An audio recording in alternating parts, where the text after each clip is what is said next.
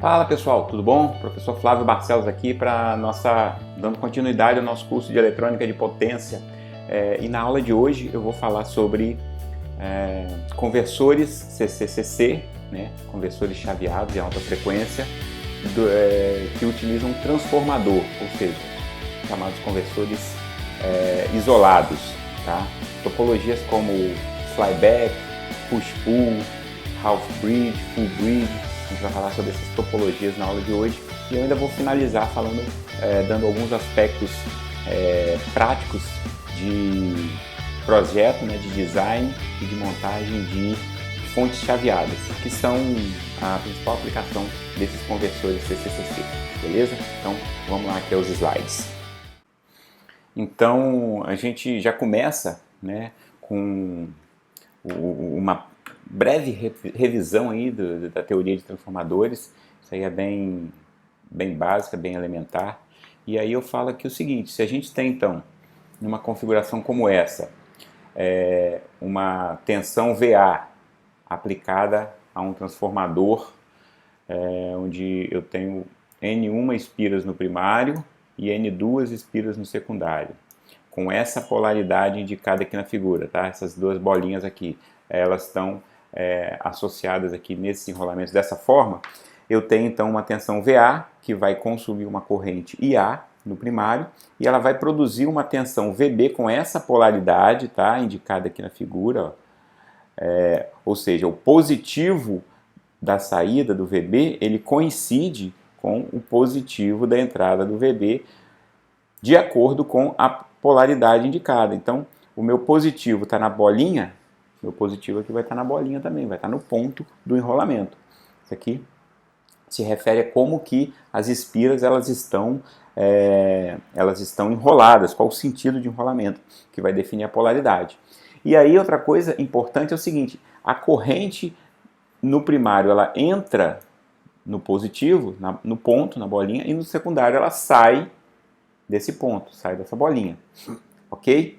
Então aí, fazendo a análise aqui das expressões, eu tenho que a tensão de saída VB, ela vai ser proporcional à tensão de entrada vezes a relação de espiras, certo? Então VB vai ser VA vezes a relação de espiras, N2 sobre N1. Na verdade, a relação de espiras é definida como N1 sobre N2, ou seja, a tensão VB vai ser igual a 1 sobre a relação de espiras, né? Porque essa relação aqui, ela é assim, VA sobre VB é igual a N1 sobre N2. Então, rearranjando os termos, a gente fica conforme está descrito aqui. A mesma coisa não, o mesmo raciocínio eu faço para a corrente, e aí eu tenho uma expressão aqui levemente diferente. Então, minha corrente IB, ela vai ser proporcional à corrente de entrada IA multiplicado por N1 sobre N2. Por quê? Porque a relação de correntes ela é IB sobre IA é igual a N1 sobre N2.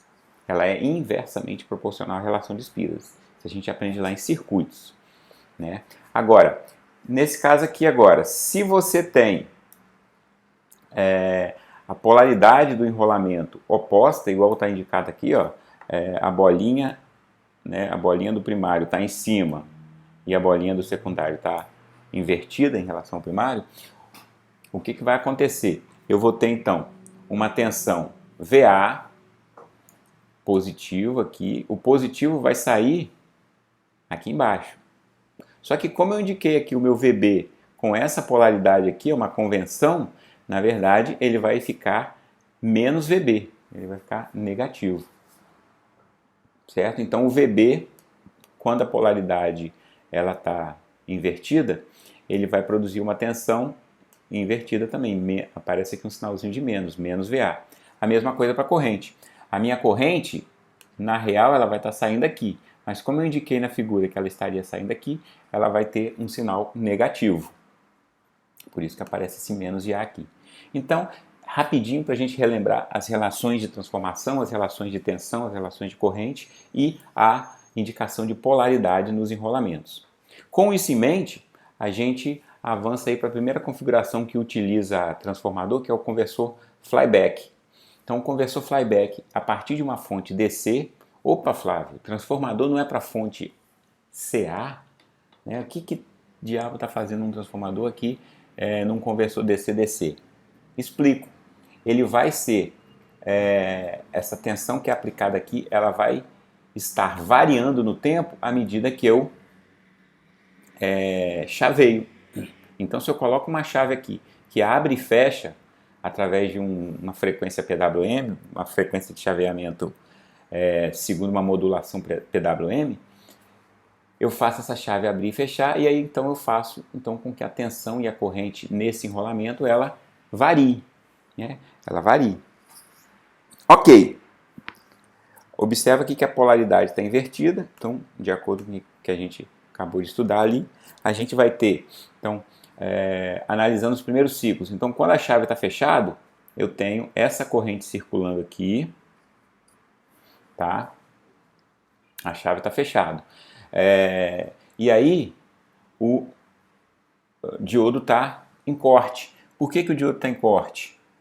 Porque, segundo a nossa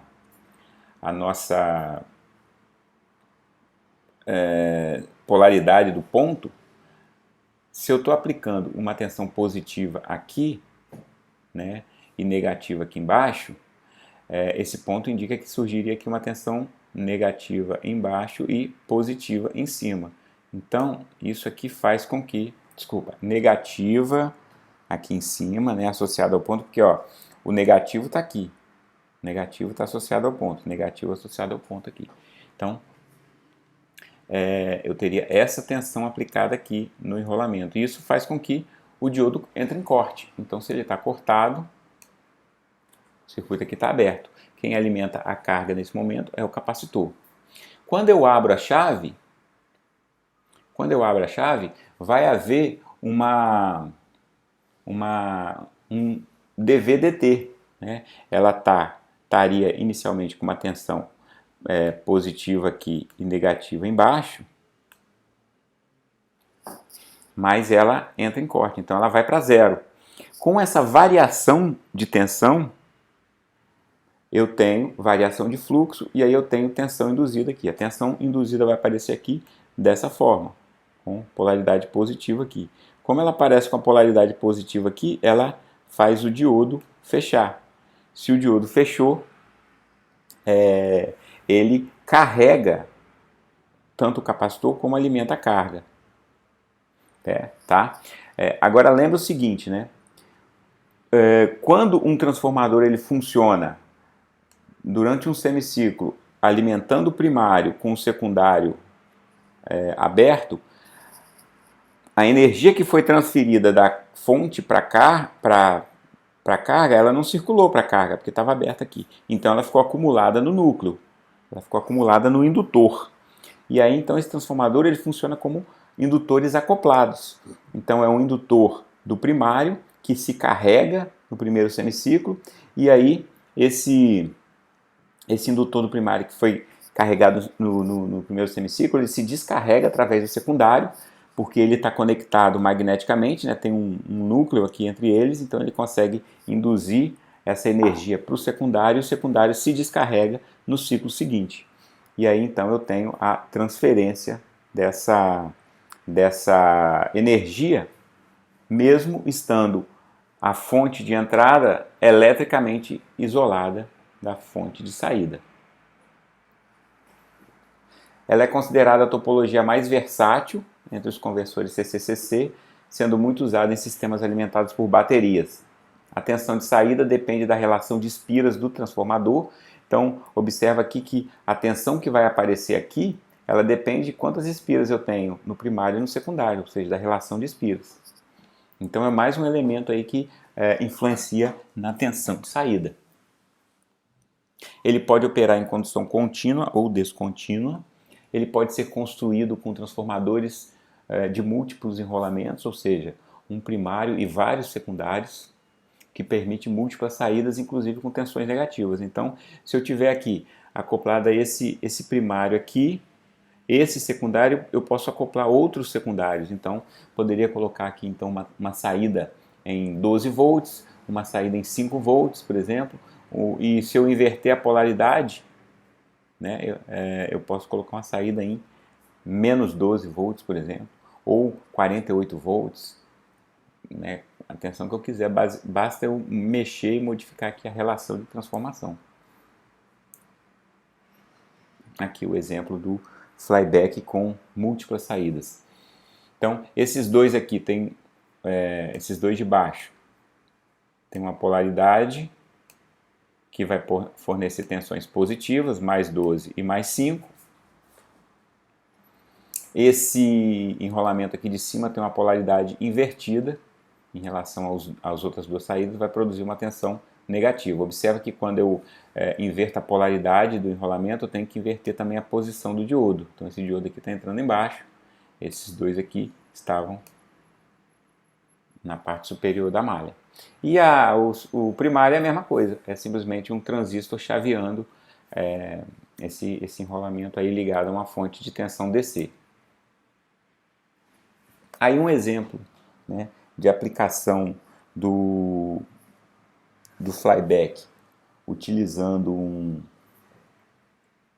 um circuito integrado LM2577. Então aqui uma configuração onde ele está ligado como um boost.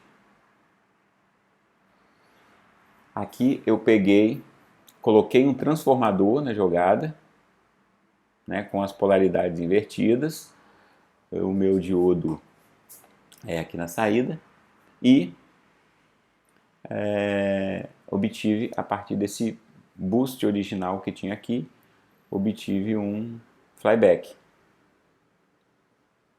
Opera em modo de controle de corrente, destinado a aplicações até 25 watts, por causa das limitações de potência do semicondutor, do integrado.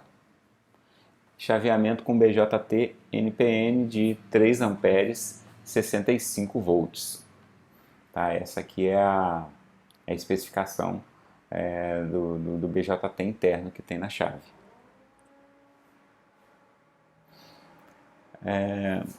Aqui um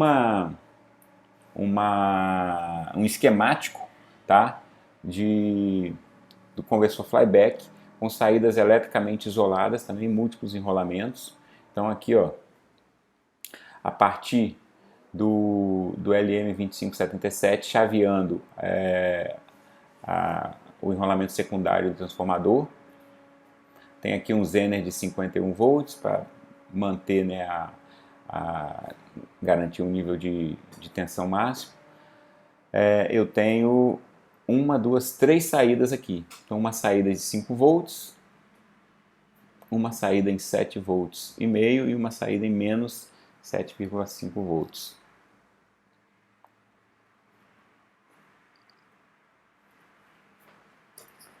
E uma outra configuração muito utilizada é a do conversor push-pull. Conversor push-pull, o que ele modificou aqui? Agora eu tenho duas chaves de potência, dois transistores de chaveamento. O transistor A e o transistor B. A minha fonte ela é aplicada ao tap central de um transformador de 2 enrolamentos de primário e 2 enrolamentos secundário. Os 2 enrolamentos secundários eles têm um retificador em cada enrolamento, então tem um retificador meia onda no enrolamento de cima, o tap central ele é aterrado ao GND e o enrolamento de baixo tem um outro diodo retificador. A gente então aqui tem esse retificador em fonte completa aqui na saída, um indutor de filtro, um capacitor de filtro e a minha saída aqui em relação ao GND, ao terra. Esse controle PWM, ele aciona as duas chaves, tá? Então eu tenho aqui meus pontos indicados aqui A, B e C. Recomendações de funcionamento. O conversor opera acionando os transistores A e B em ciclos alternados, nunca ao mesmo tempo. Então, ora eu tenho a tensão e a corrente aplicada na parte superior do primário, ora na parte inferior. Devido ao efeito da indução, os transistores devem suportar, no mínimo, o dobro da tensão de entrada. Tempos de chaveamento diferentes podem provocar saturação do tráfego. Transistores devem ser idênticos. Então, se eu tiver, por exemplo, chaveando mais tempo o transistor A do que o transistor B, ao longo do tempo eu vou levando o transformador para saturação. Por quê? Porque ele vai circular mais corrente na parte de cima do que circula na parte de baixo.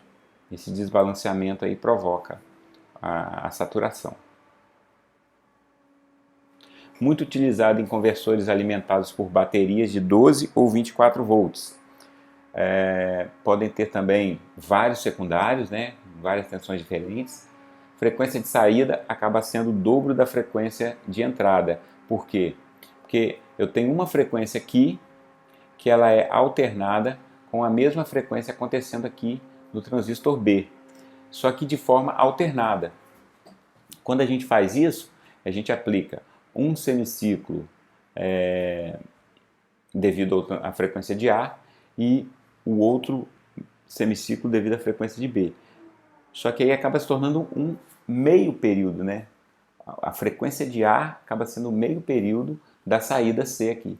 É por isso que o C vai ser a composição das duas, a soma das duas frequências. Como elas são iguais, tem que ser iguais, acaba sendo o dobro. A tensão indicada aqui, ó, VPK, é a tensão no ponto C, é a tensão na saída. Esse valor aqui de pico, vamos dizer assim, esse valor máximo aqui, ele é composto pela tensão de entrada menos a tensão SW, vamos ver se... Então tem o Vin menos a queda de tensão, né, na chave, dividido pela relação de transformação. NS é número de espelhos secundário, NP é número de espelhos do primário, então esse S e esse P seriam tipicamente o N1 e o N2, né? Então tem essa relação aqui, menos o VD. Quem é o VD? Opa! Quem é o VD? VD é a tensão que aparece aqui quando esse cara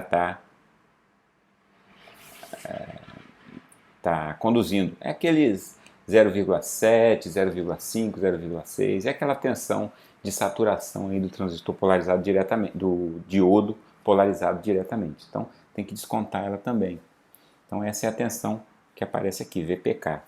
A minha saída, então, acaba sendo o valor médio do VPK, né? O VPK é esse valor máximo aqui, só que eu tenho que considerar só o período que ele fica ligado e dividir pelo período total. Então, esse V-on, esse T-on sobre T do período, que é o período total, né, o T total, T-on sobre o período é o que a gente conhece como razão cíclica, é o nosso D. Essa razão aqui. Então, a tensão de saída é essa tensão máxima que aparece aqui, vezes a razão cíclica. Só que essa tensão máxima, ela tem a ver com a relação de transformação. Outra topologia, outra configuração, é o conversor half bridge, ou meia ponte. Então ele é usado em conversores de 500 a 1500 watts, alimentados diretamente a partir da rede de corrente alternada. Então olha só, uma característica desse cara aqui, eu estou aplicando uma tensão alternada aqui, é um retificador, isso aqui, né, um retificador. Então aqui eu já tenho uma tensão contínua. Essa tensão contínua está sendo aplicada aqui, indicado como Vin. Aí eu tenho então uma chave aqui ligado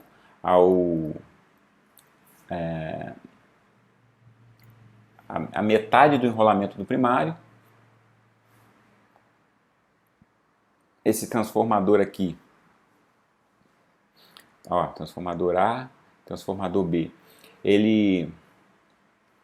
o secundário de A e de B, eles estão funcionando aqui ligados ao meu chaveamento, ao meu controle de PWM. Esse transistor, então, alimenta o enrolamento do primário do transformador de saída. O transistor A está ligado na parte de cima.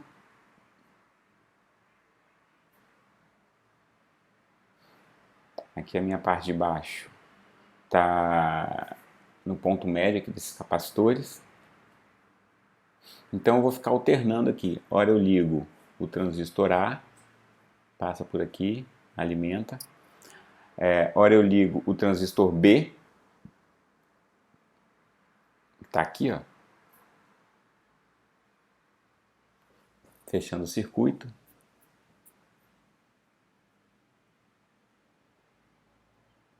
Aqui embaixo, ó, tipicamente opera em 50 kHz. Logo, o transformador utilizado é muito menor do que 60 Hz. Ou seja, 50 kHz é uma frequência relativamente alta para equipamentos de potência, né? Então a gente vai ter aqui transistor, geralmente você tem transistores MOSFET. A gente tem aqui no secundário, ligado aqui a minha saída do conversor, um tap central e os diodos aqui formando uma meia onda cada um. Então, ora esse diodo aqui conduz, outra hora esse diodo aqui conduz e fornece a tensão de saída. Saída totalmente isolada da entrada. Circuito de controle precisa ser alimentado por fonte externa. Então, veja bem, a saída aqui ela tem um transformador totalmente isolado da entrada, inclusive com a parte de controle. A parte de controle de comando dos transistores também está totalmente isolada.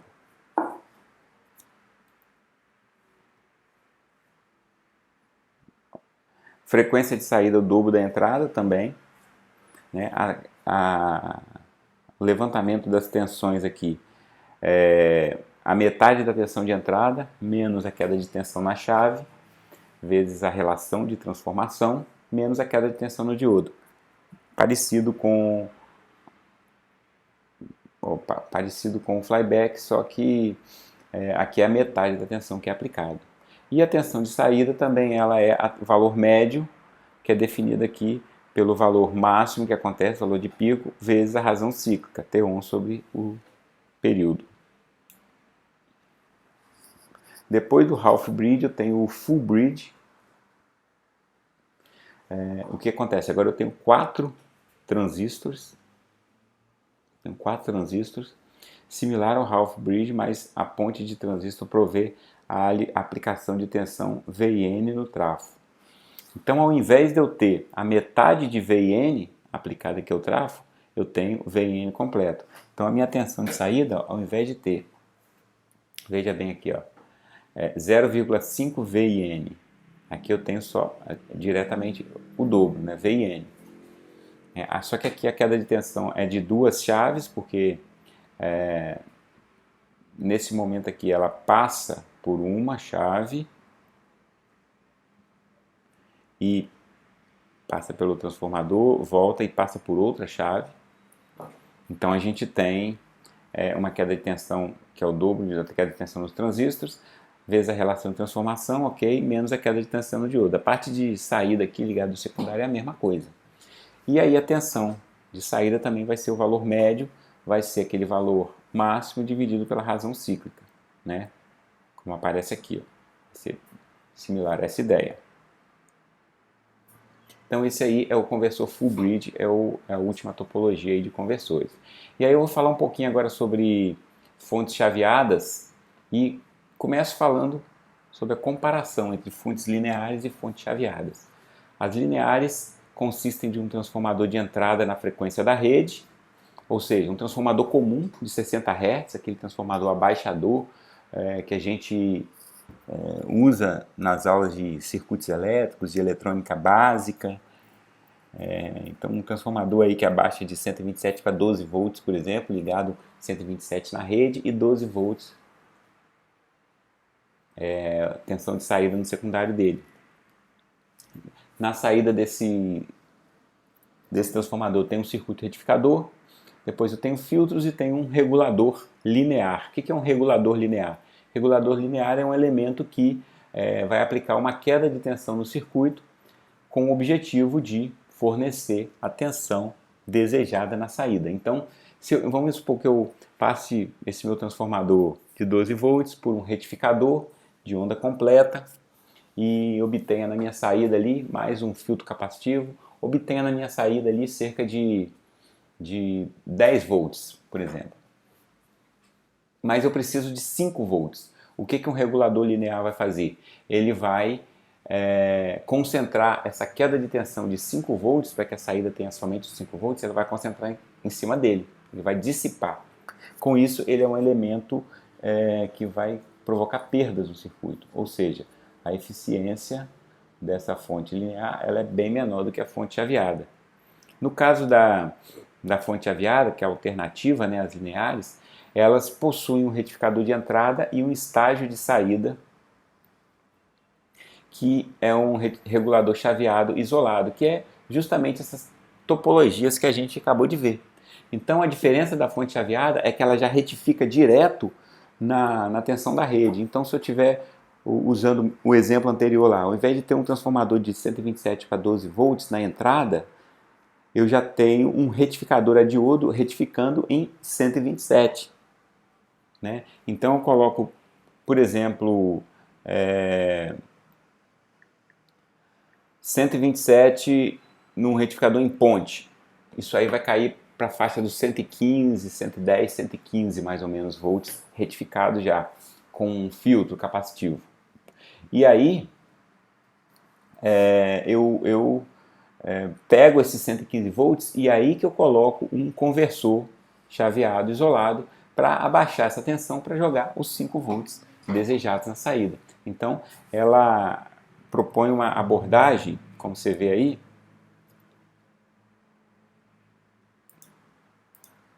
invertida. Então ele já retifica logo na entrada da rede CA, já retifica.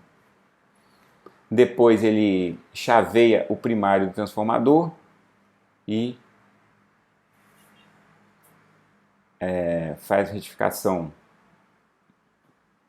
e filtragem da saída, só que ele está chaveando esse transformador aqui numa frequência bem elevada. Esse PWM aqui vai estar trabalhando na faixa dos kHz. O que eu ganho com isso? Com isso eu ganho que esse transformador aqui é bem menor. Tá? Esses indutores aqui e capacitores também acabam sendo menores. E, além disso, eu não tenho a dissipação daquela tensão que eu quero variar em cima de um elemento regulador. Eu já coloco a minha saída aqui regulada como sendo dependente do meu controlador PWM aqui. Ela é dependente do sistema de controle. Essa é a estratégia da fonte chaveada. Como vantagem, ela consegue uma alta eficiência na faixa de 70% a 90%, enquanto que nas fontes lineares a eficiência varia de 30% a 60% tipicamente. Outra vantagem, o transformador para isolação ele opera em alta frequência, o que faz com que o peso e o volume dessa fonte possam ser bem reduzidos comparado com uma fonte linear. Né? Então, quando eu pego um transformador em baixa frequência, esse transformador ele é muito maior do que um transformador que opera em alta frequência. Isso considerando ambos para a mesma potência de saída. Certo? Então, por exemplo, acho que você já deve ter em mente aí como é que é um carregador de celular. Né? Ali tem uma fonte chaveada ali dentro. Ele está pegando 127 alternado na entrada e jogando 5 volts contínuo na saída. Essa fonte ela é chaveada para que o a fontezinha, o carregador de celular, de bateria, ele seja pequeno. Esse é o principal objetivo. Não sei se você sabe, mas aqueles carregadores aí, a maioria deles tem em torno de 5 watts de potência. Se você for construir uma fonte de 5 watts de potência de 127 para 5 volts usando a estratégia de fonte linear, ela vai ser muito maior. Ela vai ser muito maior. E aí ninguém quer carregar, né, um trambolho, né, que um carregador do celular seja um trambolho e seja maior do que o celular e mais pesado. Ninguém quer isso.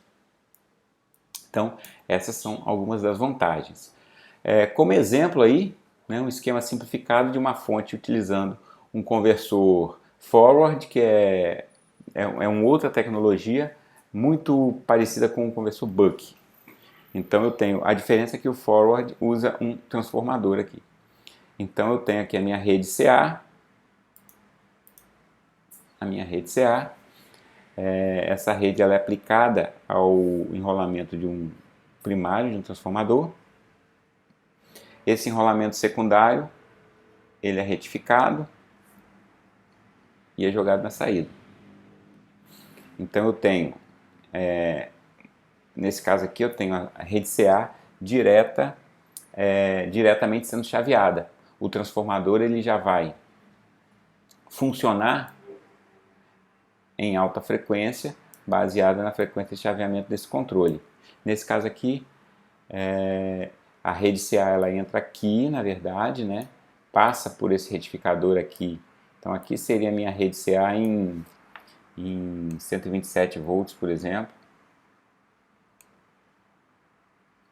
Aí ela passa por esse retificador, aí aqui ela já sai contínua. Então aqui ela já sai mais, menos. E aí eu tenho aqui um conversor CCCC isolado. Funcionamento desse circuito, né, está descrito aqui, as chaves M1 e M2 fechadas durante o tempo T1 e os diodos D1 e D2 cortados. Então,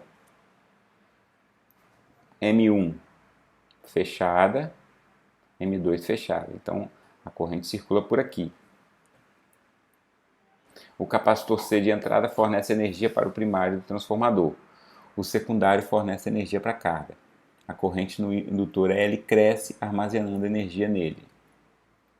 Quando as chaves M1 e M2 são abertas, os diodos D1 e D2 desmagnetizam o transformador, ou seja, devolve para o capacitor, a corrente no indutor decresce, já que o mesmo fornece energia para a carga através do diodo D4. O diodo D3 bloqueia a passagem de tensão negativa do transformador para o filtro de saída. Então, no segundo semiciclo, essas chaves abrem.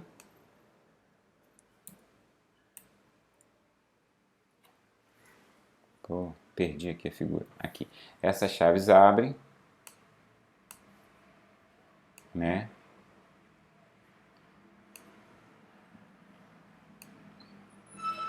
Então, se esse indutor aqui do primário foi carregado, ele vai se descarregar na hora que elas abrirem e esses diodos aqui então vão fechar. Então, eles fornecem o caminho de manutenção da corrente.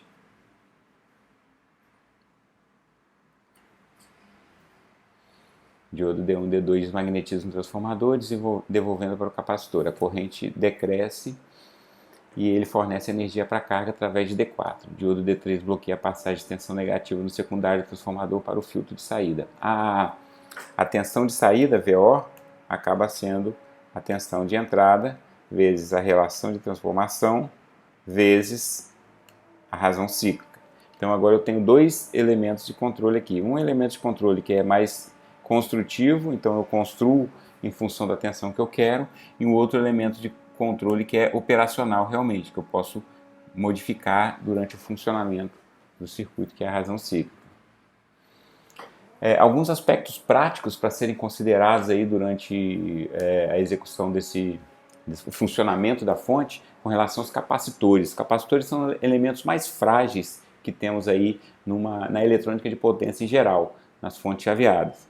Ele tem uma resistência ESR, que está indicada aí, ó, ESR, que vem de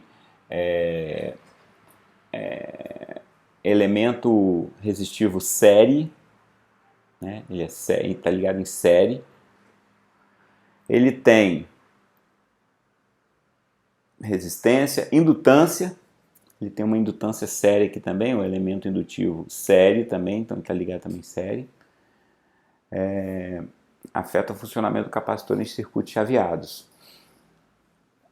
Isso é maior em capacitor eletrolítico, a indutância, né, o efeito da indutância, o ESL, até mesmo pela construção dele, cilíndrica e enrolada, como se fosse um rocambole.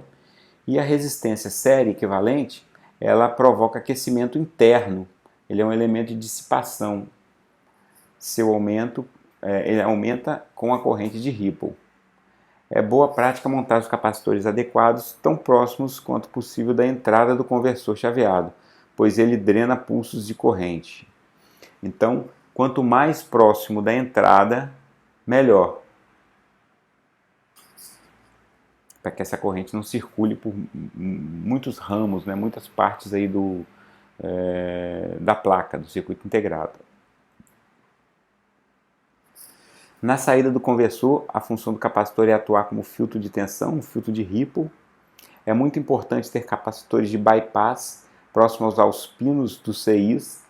Então, quando eu tenho um circuito integrado, eu costumo colocar um capacitor de bypass porque ele funciona como um filtro, né? Ele funciona como um filtro aí.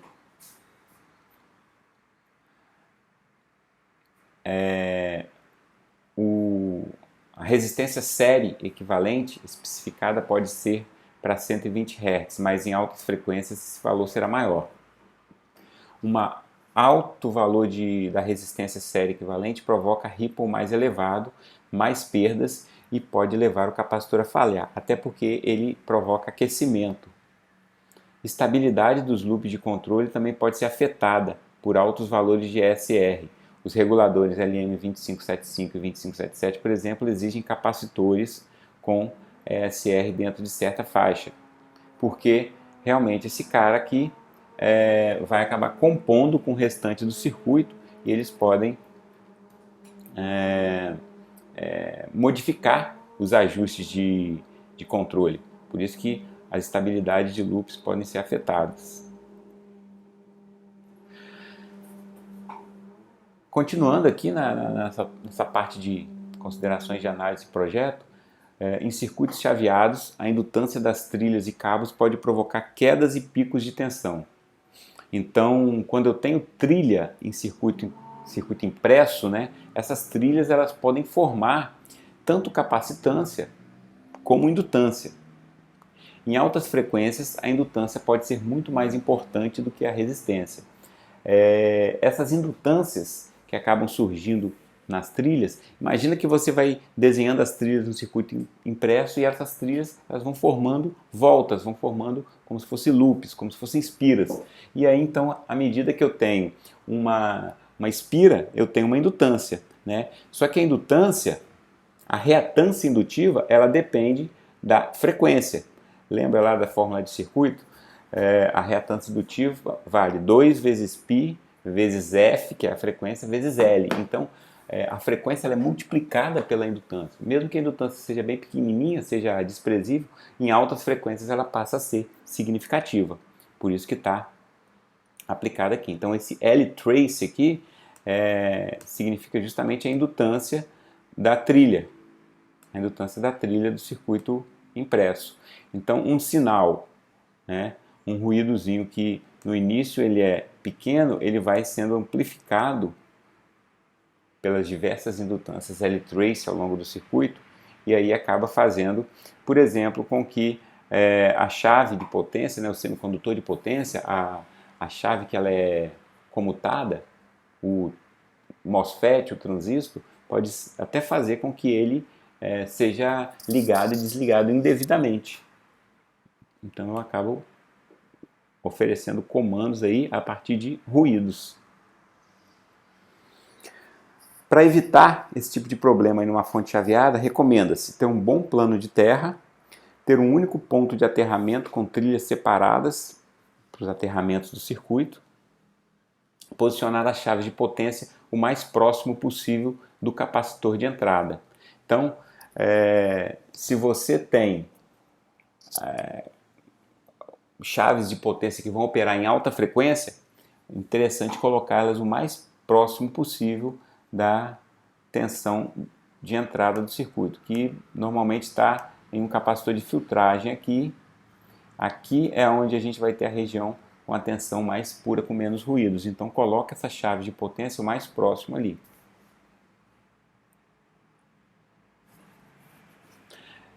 Com relação aos indutores e transformadores de alta frequência, os núcleos eles podem ter várias configurações físicas. Então eu posso ter um núcleo aqui retangular, posso ter um núcleo cilíndrico, como esse aqui do meio, né? Posso ter o núcleo toroidal, como é esse formato aqui da figura da direita, dessa primeira figura aqui, dessa aqui do meio também.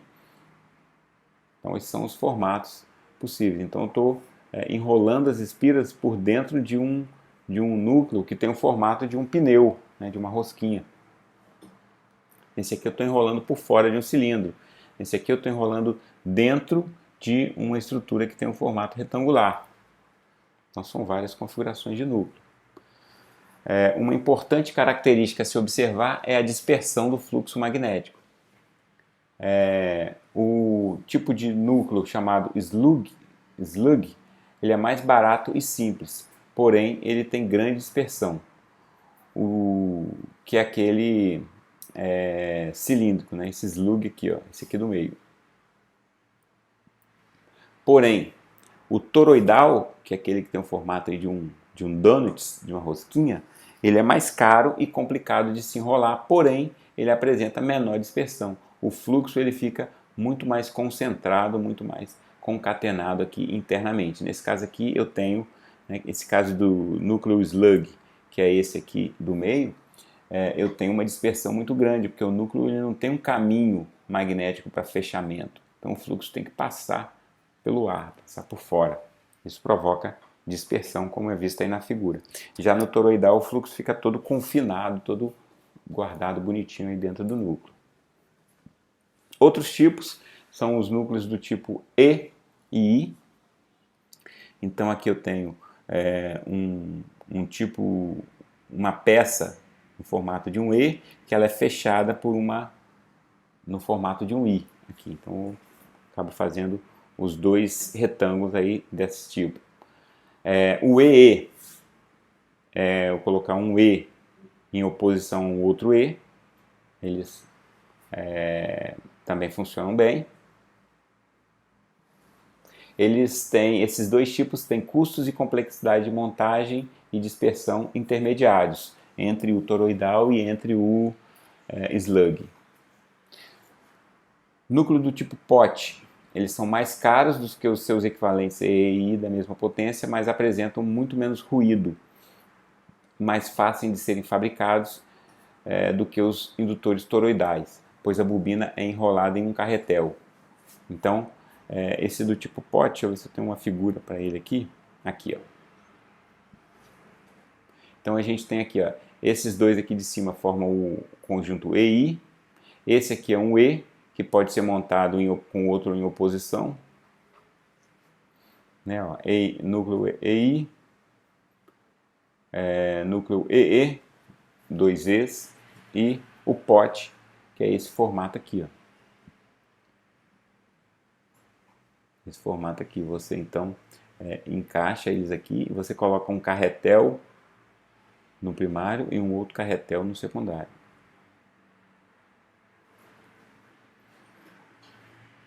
Medição de ripple numa fonte chaveada. É interessante que eu utilize a medição diferencial para cancelar a interferência causada pelo chaveamento de alta frequência. As pontas de provas devem ser casadas. Com um multímetro, a medição deve ser com aparelhos True RMS e banda 3 vezes maior do que a frequência de ripple. Então, quando eu tenho aqui um regulador de uma fonte chaveada, esse ripple ele vai ter uma frequência bem alta. Se a minha ponta de prova ela não tiver a impedância casada com a entrada do osciloscópio, essa ponta de prova vai representar uma queda de tensão. Ela vai apresentar uma queda de tensão, porque ela vai ter indutâncias ao longo dela, e nessas altas frequências aqui isso vai funcionar como um filtro ou como um amplificador desse ripple, dessas altas frequências. Se eu for fazer essa medida de tensão com multímetro, a medição deve ser com aparelhos True RMS. A gente sabe que o aparelho que mede tensão RMS, ele está configurado fixamente para 60 Hz. Então, se o seu aparelho não estiver escrito nele True RMS, significa que ele só consegue medir sinais senoidais e na frequência de 60 Hz. Ok, então essa foi a nossa aula sobre as fontes chaveadas e as últimas topologias que faltavam, e aqui a gente coloca as referências utilizadas para elaboração, né? As referências aí que eu já apresentei para vocês na aula passada. O nosso livro-texto, o livro do Fitzgerald, no capítulo que fala de eletrônica de potência dele, a apostila de eletrônica de potência do professor Márcio Brumati, e alguns catálogos da Texas Instruments, e além da Wikipedia também para fontes chaveadas.